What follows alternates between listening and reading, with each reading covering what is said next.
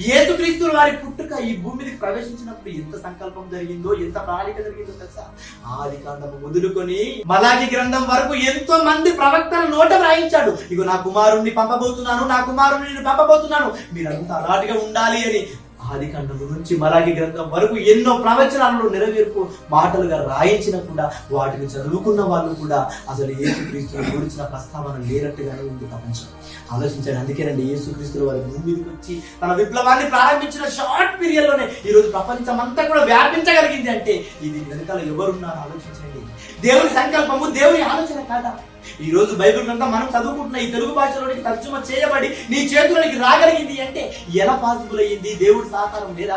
దేవుని ఆలోచనలో ఉంది కనుక మనం అంతా కూడా ఈ బైబిల్ చదువుకుంటున్నాము. ఈ మాటలు వినడానికి ఇంత చక్కగా కూర్చున్నాం అంటే ఈ అవకాశాన్ని దేవుడు మనకు ప్రసాదించాడు అంటే ఇది దేవుని సంకల్పంలో వ్రాయబడింది.